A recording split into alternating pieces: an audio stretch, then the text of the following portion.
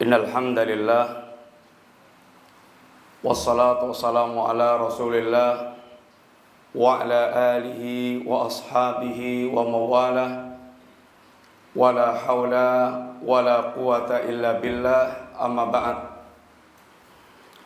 Alhamdulillah, para bapak dan para saudara sekalian, para jamaah yang dirahmati Allah Subhanahu wa taala. Yang pertama, kita bersyukur kepada Allah Subhanahu wa taala yang telah menjadikan di antara kita, di antara kaum muslimin, predikat yang sangat mulia, aset yang sangat mahal yang tidak akan bisa ditukar dengan apapun dari perkara dunia yang kita miliki. Yang kedua, salawat dan salam mudah-mudahan selalu tercurah kepada baginda Rasulullah Sallallahu Alaihi Wasallam yang kita sangat berharap syafaat beliau ketika kelak di hari kiamat, di saat seluruh manusia mereka mengharapkan syafaat dari itu, hari yang sangat dahsyat dan sangat sulit. Dan sungguh syafaat beliau sangat kita harapkan dengan cara kita mencintai Rasulullah SAW dan dengan cara kita berusaha untuk menghidupkan ajaran beliau SAW. Mudah-mudahan kita termasuk di antara pengikut beliau yang dikatakan oleh Rasul dengan kalimat anta ma'a man ahbabta. Anda akan bersama dengan orang yang Anda cintai. Sehingga kalimat ini benar-benar membuat seorang sahabat Anas bin Malik, beliau mengungkapkan dengan ungkapan ma farihna ba'dal islami farhan asyaddu min qaulin nabi sallallahu alaihi wasallam anta ma'aman ahbabta. Tidak ada kegembiraan yang aku rasakan semenjak masuk Islam melebihi apa yang dikatakan Nabi yang mulia SAW, Anda akan bersama dengan orang yang Anda cintai.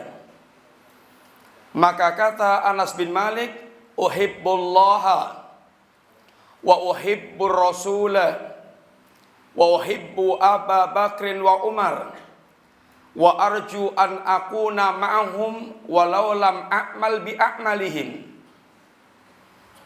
Saya mencintai Allah, saya mencintai Rasulullah, saya mencintai Abu Bakar dan Umar, dan saya berharap akan bisa bertemu dengan mereka semuanya kelak di jannah, walaupun aku tidak bisa beramal sekualitas amal-amal mereka. Para bapak sekalian dan para saudara yang rahmati Allah, kita pun berharap demikian. Mudah-mudahan semata-mata dengan modal kecintaan kita kepada beliau dan kepada kedua sahabatnya Abu Bakar dan Umar, dan kepada seluruh sahabat Nabi yang mulia yang telah mendahului kita dengan keimanan, Allah akan mempertemukan dan mengumpulkan kita dengan mereka semuanya. Yang ketiga, para jamaah yang rahmati Allah Subhanahu wa taala, sungguh insyaallah kita semuanya sepakat tidak ada dua orang di dunia ini yang berselisih bahwa setiap kita adalah orang-orang yang sedang mencari dan mengejar dan mendambakan kebahagiaan. Betul atau enggak, Pak?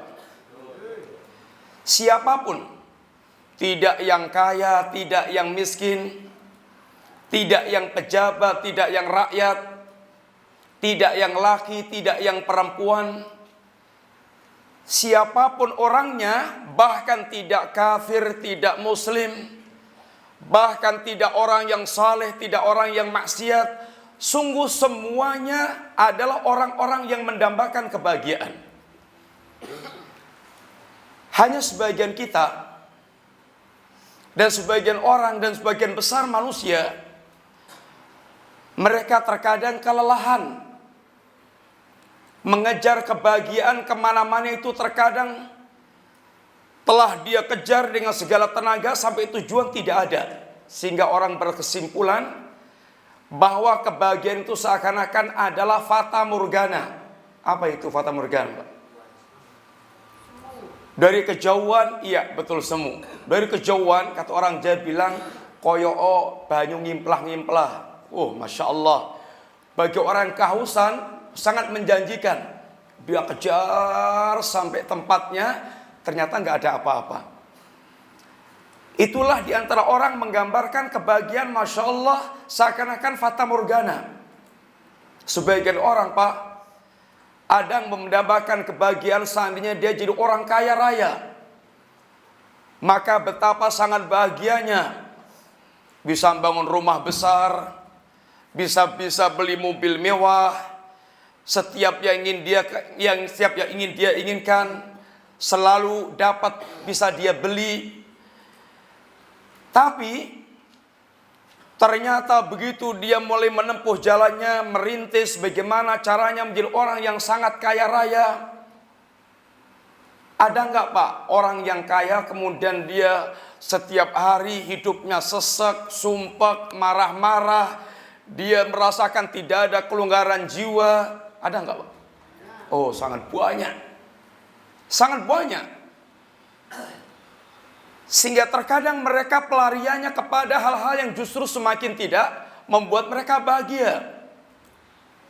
Orang-orang kaya yang bahkan telah Allah berikan istri yang cantik, Allah berikan anak yang tampan dan cantik-cantik, ternyata rumahnya adalah neraka bagi mereka. Sebagian mereka menjadikan rumahnya seakan terminal. Datang sebentar, kemudian pergi. Yang perempuan juga begitu, bapaknya juga begitu, anaknya juga begitu. Akhirnya benar-benar mereka bersama dengan limpahan harta yang banyak, sama sekali tidak merasakan kebahagiaan. Akhirnya sebagian anak mereka larinya ke free sex, sebagian anak mereka larinya kepada perkara-perkara yang tidak diinginkan. Sehingga betul-betul keluarga yang menjadi keluarga broken home tidak sedikit pun merasakan kelonggaran. Para bapak sekalian, pernah nggak dengar ceritanya Christina Onassis? Dengar nggak? Seorang wanita yang sangat kaya raya. Dia adalah seorang yang berkewargaraan Amerika. Dari keluarga Onassis.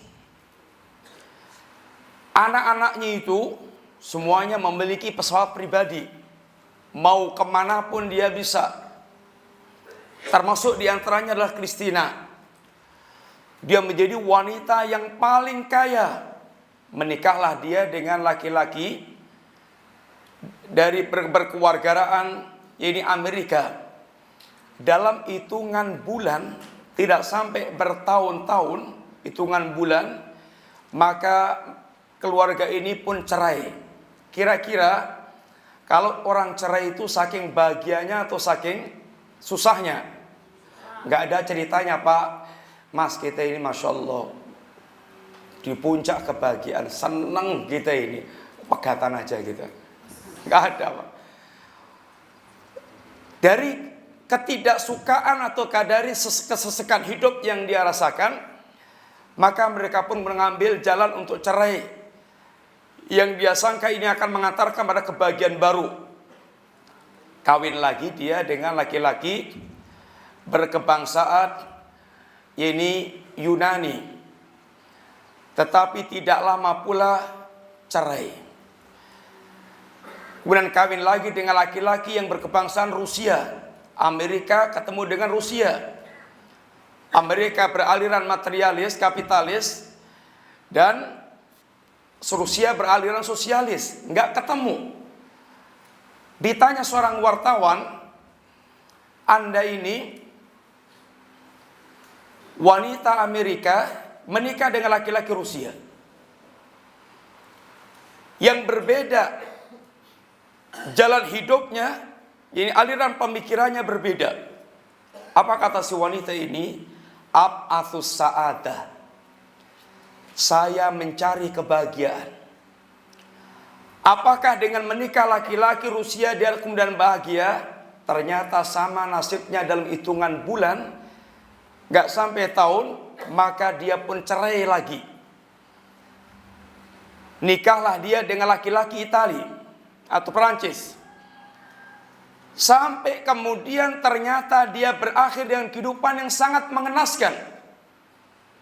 Dan sempat dia diwawancari seorang wartawan, bukankah Anda wanita yang paling kaya, yang sangat kaya? Benar. Saya wanita yang paling kaya, akan tapi saya wanita yang paling sengsara hidup saya. Maka sungguh kebahagiaan bukanlah ditentukan dengan banyaknya harta yang dia miliki. Ada seorang wanita yang dia seorang dokter.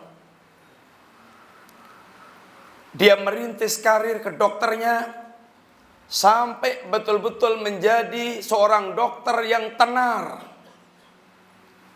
yang sangat terkenal, yang orang membayangkan betapa bahagianya si ibu dokter ini. Akan tapi apa kata si dokter ini? Sungguh alat-alat yang selalu saya pakai di leherku ini seperti rantai yang membelenggu kehidupanku. Jiwanya tidak merasakan kebahagiaan sama sekali. Keberangkatan dia ke rumah, datang ke rumah sakit, ke tempat praktek. Sungguh jas yang dia pakai, jas putih yang dia pakai, alat yang dia kalungkan, bagi dia bahkan sungguh merupakan belenggu-belenggu yang menyiksa. Dia tidak merasakan bahagia dengan itu semuanya. Sebagian orang membayangkan bahagia itu ada pada ketenaran nama. Sehingga TV selalu menampilkan, media selalu memuat, namanya dikenal di mana-mana. Ada orang namanya Said. Apa artinya Said? Said, apa artinya Said? Ada yang belajar bahasa Arab enggak, Pak? Said artinya orang yang berbahagia. Dia merintis sebuah karir dari penyiar radio, kemudian mulai menanjak, mulai tenar, banyak penggemarnya, naik grade, dia menjadi penyiar televisi. Ternyata banyak penggemarnya lagi, maka dia mulai menjadi seorang aktor. Ini pemain film. Dan sungguh kemudian dia sampai pada puncak karirnya. Di sebuah wawancara ditanya, Anda ini seperti namanya, Said, orang yang benar-benar merasakan kebahagiaan. Karena nama Anda sekarang telah melambung tenar. Apa kata si orang ini? Belum. Nama saya masih kurang, masih dalnya masih tertinggal. Apa berarti? Said menjadi Sa'i. Apa artinya Sa'i? Orang yang masih terus berusaha untuk mewujudkan kebahagiaan yang ternyata belum ketemu sampai pada saat itu. Oh, ternyata di puncak keternalan dia, kok dia belum pula mencapai kebahagiaan yang dia inginkan. Sehingga sebagian orang sungguh benar-benar dia telah mengejar kebahagiaan ke sana, mengejar kebahagiaan ke sana. Setiap sampai pada tempatnya, selalu kebahagiaan itu seperti fata morgana, yang sungguh tidak dia dapatkan sama sekali seperti yang dulu dia bayangkan. Sampai akhirnya ada orang-orang yang mereka mengakhiri hidupnya dengan cara-cara yang tragis, dengan cara-cara yang sangat mengenaskan. Seakan dia bayangkan kalau dia bunuh diri atau dia mengakhiri kehidupan yang sangat menyesakkan itu, dia akan lepas dari semua kesengsaraan yang ada. Padahal wal'iyadzubillah, begitu dia berakhir kehidupannya, sungguh pintu kesempatan untuk dia memperbaiki tertutup total. Apa yang bapak-bapak baca setelah bangun tidur? Apa? Bagaimana, Pak? Apa yang kita baca setelah kita bangun tidur yang dituntunkan Nabi kita yang mulia SAW? Alhamdulillahilladzi ahyana ba'da ma amatana wa ilaihin nusyur. Coba. Mari, alhamdulillahilladzi ahyana ba'da ma amatana wa ilaihin nusyur. Ada yang tahu artinya enggak, Pak? Alhamdulillah, segala puji bagi Allah Subhanahu wa taala. Alladzi ahyana, yang telah menghidupkan kami, ba'da ma amatana, setelah mematikan kami. Tidur kita itu mirip atau sama dengan mati. Lalu Allah kembalikan lagi sehingga kita hidup lagi. Alhamdulillahilladzi ahyana ba'da ma amatana wa ilaihi nusyur. Dan kepada Allah kita nanti semuanya akan dihimpun kembali. Para sekalian, pertanyaannya, kenapa setelah kita bangun tidur kita mengucapkan Alhamdulillah? Apa kira-kira? Masih bisa makan bakso, masih bisa ketemu anak dan istri, begitu? Betul? Di antaranya, tapi bukan itu di antaranya. Yang lebih penting lagi, kenapa kita mengucapkan Alhamdulillah setelah kita tidur yang seakan kita telah dimatikan, kemudian kita dibangunkan Allah dan kita dihidupkan? Ada dua perkara besar yang benar-benar akan menjadi sebuah faktor yang membahagiakan orang. Apa itu? Allah masih memberikan kesempatan kepada kita untuk betul-betul mengumpulkan amal saleh yang ini merupakan bekal terbaik kita menghadap Allah Subhanahu wa taala. Satu, itu. Kita masih diberikan kesempatan beramal saleh. Yang kedua, kita masih diberikan kesempatan oleh Allah untuk mentaubati semua perbuatan yang pernah kita lakukan. Itu yang kedua. Sungguh apabila kita telah dicabut, didatangi malakal maut, para sekalian, tidak ada yang kita inginkan, tidak ada yang kita angan-angankan, kecuali seperti yang dikatakan Allah Subhanahu wa taala, fa idza jaa ahadahumul maut qala rabbirji'un la'alli a'malu salihan fima taraktu. Kalla innaha kalimatun huwa qailuha wa min waraihim barzakhun ila yaumi yub'atsun. Apabila maut telah mendatangi salah seorang di antara mereka, maka yang akan terucap dari kalimat mereka adalah Rabbirji'un, ya Rabb, kembalikan aku ke dunia. Untuk apa minta dikembalikan ke dunia? Apakah biar dia bisa menikmati makanan sebanyak-banyaknya, bisa menikmati minuman sebanyak-banyaknya, bisa berwisata ke semua tempat yang dikabarkan indah dan menyenangkan? Tidak. Akan tapi satu yang mereka minta, la'alli a'malu salihan fima taraktu, supaya aku bisa beramal soleh yang dulu pernah aku tinggalkan, yang dulu tidak sempat aku tinggalkan. Para sekalian, Rasul kita yang mulia Shallallahu Alaihi Wasallam menegaskan kepada kita, badiru bil a'mal, segeralah kalian beramal, kata Nabi kita. Badiru bil a'mal, segera kalian beramal. Kenapa? Hal tangtadiruna illa sab'an. Kalau Anda tidak segera beramal, maka sungguh tidak ada yang Anda tunggu-tunggu, tidak ada yang kita tunggu-tunggu, kecuali 7 perkara. Apa itu 7 perkara? Yang pertama, fakran munsian, kefakiran yang sering membuat orang lalai. Bapak-bapak sekalian, Nabi kita adalah Nabi yang sangat penyayang, yang sangat suka memberikan nasihat kepada kita untuk benar-benar kita merasakan kebahagiaan hidup yang hakiki dan betul-betul memiliki derajat yang paling tinggi, dan tidak ada yang sia-sia dari kehidupan kita. di antara nasihat beliau adalah badiru bil a'mal, segeralah kalian beramal. Apabila kita tidak segera beramal, tidak ada yang kita tunggu kecuali 7 perkara. Yang pertama, fakron munsian, kefakiran yang membuat seorang terkadang sering lupa. Bapak-bapak sekalian, nasihat ini seakan ditujukan kepada orang-orang yang kaya. Wahai orang-orang yang kaya, yang Allah telah berikan kemudahan baginya harta, kenapa Anda tidak segera beramal dengan harta-harta kalian?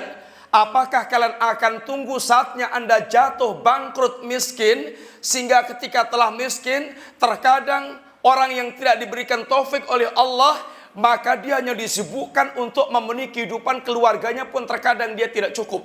Sehingga dia pikirannya hanya bagaimana memenuhi kebutuhan keluarga yang serba kurang. Sehingga tidak sempat lagi dia sholat jamaah ke masjid, tidak sempat lagi dia baca Quran, tidak sempat lagi dia berzikir lama-lama, tidak sempat lagi dia kemudian yaitu datang ke pengajian, duduk mendengarkan. Kan yang terbebani di pikirannya adalah hari ini apa yang aku dapatkan untuk makan keluarga, anak dan istriku.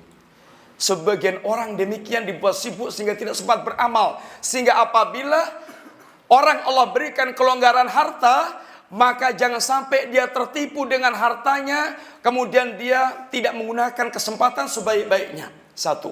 Yang kedua, auhinan mudghiyan. Ataukah yang Anda tunggu adalah sampai menjadi orang kaya yang sering kekayaannya itu justru membuat dia itu melampaui batas. Masya Allah, Bapak sekalian, nasihat ini seakan ditujukan kepada kita-kita yang masih boleh jadi serba kekurangan dalam banyak hal. Wahai orang yang miskin, yang masih Allah berikan kesempatan waktu banyak, kenapa Anda tidak segera gunakan beramal sebaik-baiknya? Apakah Anda tunggu saatnya Anda menjadi kaya, yang sering kaya itu membuat orang kemudian justru binasa dengan kekayaannya? Bapak-bapak sekalian yang rahmati Allah Subhanahu wa taala, sering kita melihat ketika seorang diberikan oleh Allah diberikan dalam posisi dia miskin, Masya Allah, terkadang dia ke masjid nomor 1. Terkadang dia Masya Allah baca Quran sampai bisa sehari berjuz-juz. Masya Allah, terkadang dia bisa sempat berzikir banyak-banyak. Yang lebih penting lagi, Masya Allah, hati dia tawadhu. Hati dia tawadhu karena kemiskinan yang dia miliki. Dia tidak sombong perkaranya. Dan sungguh wallahi ini semuanya perkara kebaikan. Tawadhu'nya hati, sehingga dia rendah hati, dia semangat untuk ke masjid, dia sempat baca Quran, dia sempat berzikir. Ketika dia mulai buka usaha, Allah berikan keluasan rezeki, mulai disibukkan dia dengan, ya ini dibukakan lapangan kerjanya, sehingga semakin sibuk dengan urusan hartanya, semakin sibuk, mulai bertambah hartanya semakin banyak.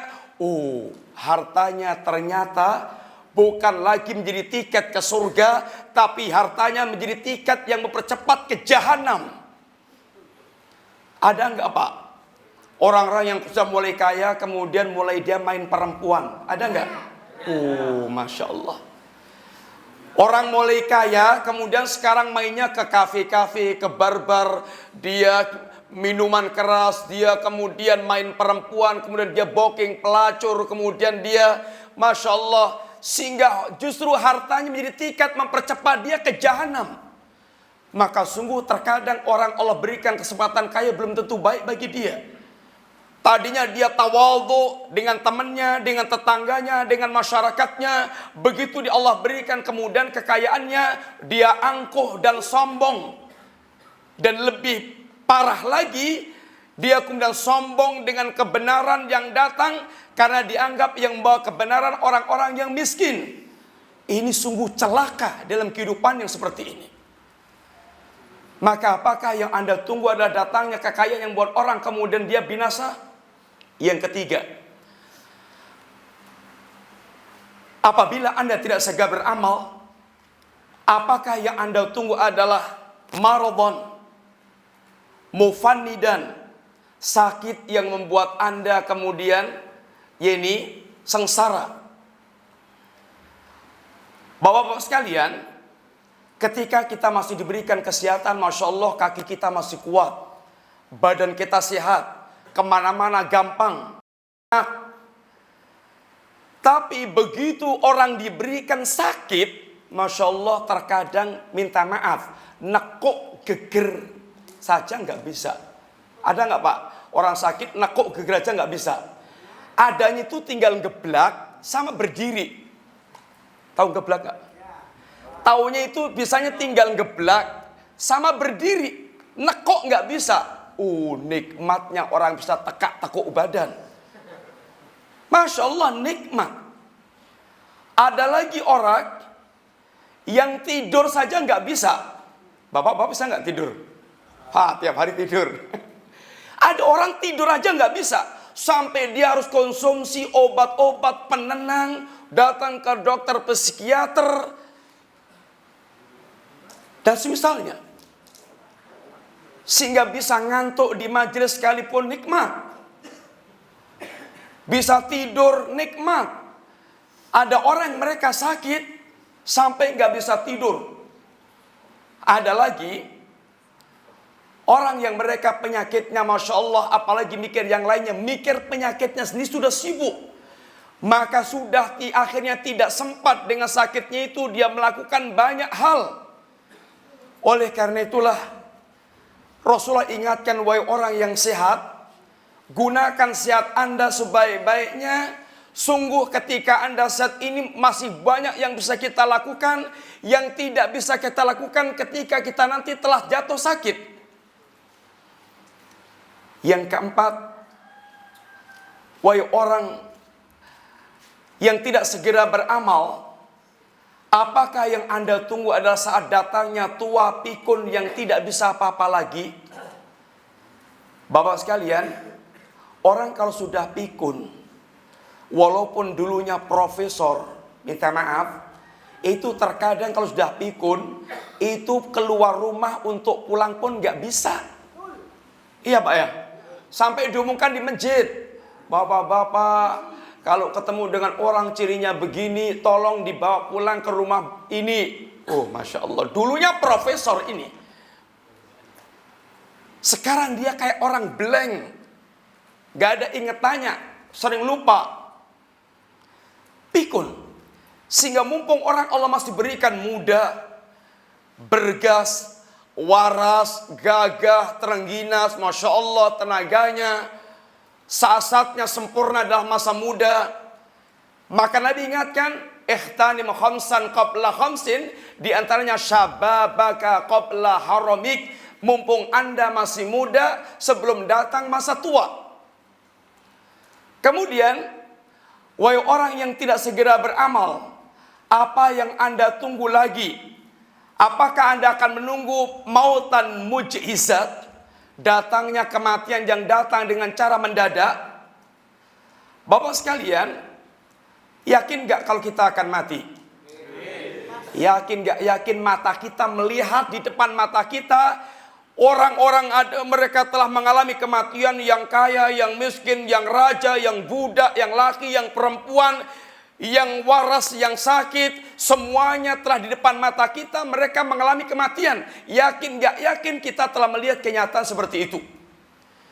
Dan kematian gak bisa ditolak. Di dunia ini, minta maaf, berapa banyak petugas yang bisa disuap? Ada Pak? Banyak. Tetapi nanti ketika dia berhadapan dengan malakal maut, berapapun kekayaan orang itu nggak bisa menyuap malakal maut. Panglima perang, dia bisa menghalau musuh-musuh yang hebat dan banyak. Karena hebatnya dia sebagai seorang panglima perang. Akan tapi sehebat apapun sang panglima ini, dia tidak akan bisa mengusir datangnya malakal maut. Sehingga Allah Subhanahu wa taala katakan kepada kita, kematian, betapapun manusia lari dari kematian, kematian adalah perkara yang pasti datang menghampiri kita. Walaupun kita berusaha untuk sembunyi di benteng yang sangat kokoh.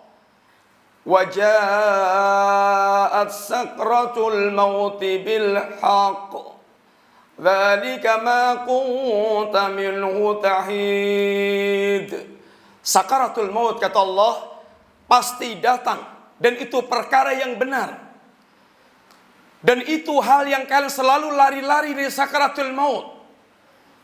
Qul innal mauta alladhi tafirruna minhu fa innahu mulaqikum thumma turadduna ila alimil ghaibi wasyahada fayunabbi'ukum bima kuntum ta'malun. Allah katakanlah ya Rasulullah, kematian yang kalian selalu lari-lari darinya sungguh pasti akan menjumpai kalian. Lalu kalian nanti akan dihabarkan semua berita amal-amal Anda. Para jamaah yang rahmati Allah Subhanahu wa taala, al-maut yudrikumul mautu, sungguh kematian pasti akan menjumpai kalian, walau kuntum fi burujim musayyadah, walaupun Anda berada di benteng yang kokoh. Dan ketika datang kematian, tak ada seorang pun yang mampu untuk menolaknya.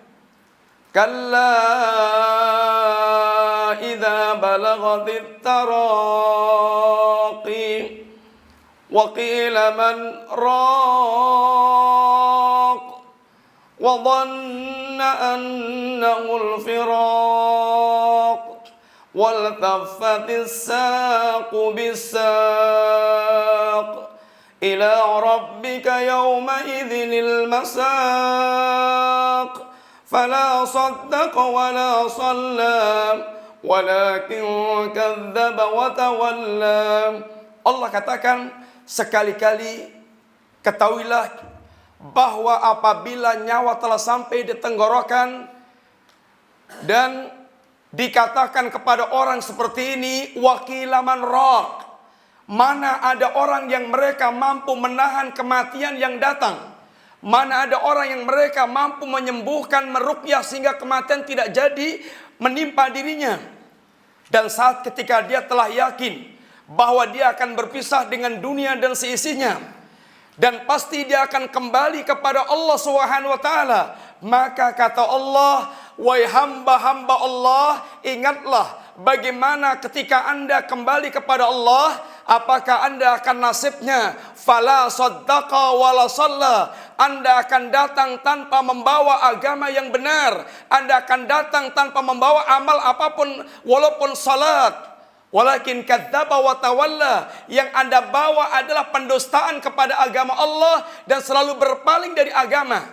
Ini Allah ingatkan kepada kita. Maka sungguh ini kesempatan terbaik kita di dunia sebelum kita kedatangan al-maut, untuk benar-benar Allah nasihatkan agar kita betul-betul beramal saleh. Ataukah seandainya Anda tidak segera beramal saleh, apakah yang Anda tunggu dajjal, syarru ghaibin yuntadhar, makhluk yang terjelek yang Anda tunggu-tunggu dan sangat buruk dampaknya? Atau yang Anda tunggu pula adalah as-sa'ah adha wa amar. Sungguh kiamat perkara sangat dahsyat dan sangat membuat manusia betul-betul ngeri keadaannya. Para sekalian, ini kalimat-kalimat singkat yang bisa kita sampaikan. Telah cukup waktu kita dan telah habis waktu kita untuk menyampaikan pengajian. Mudah-mudahan kalimat-kalimat singkat yang sampaikan bermanfaat. Mudah-mudahan Allah Subhanahu wa taala menghimpun kita di dunia karena Allah, dan mengimpun kita di akhirat di Jannatul Naim bersama dengan Rasul kita yang mulia sallallahu alaihi wasallam. Dan kita berdoa kepada Allah, mudah-mudahan Allah memberikan istiqamah hingga kita berakhir dengan husnul khatimah dan dipanggil Allah dengan panggilan indah, ya ayyatuhan nafsul mutmainnah irji'i ila rabbiki radiyatan mardiyah fadkhuli fi ibadi wadkhuli jannati. Terima kasih banyak. Wa sallallahu ala nabiyyina Muhammadin wa ala alihi washabihi wasallam. Assalamualaikum warahmatullahi wabarakatuh.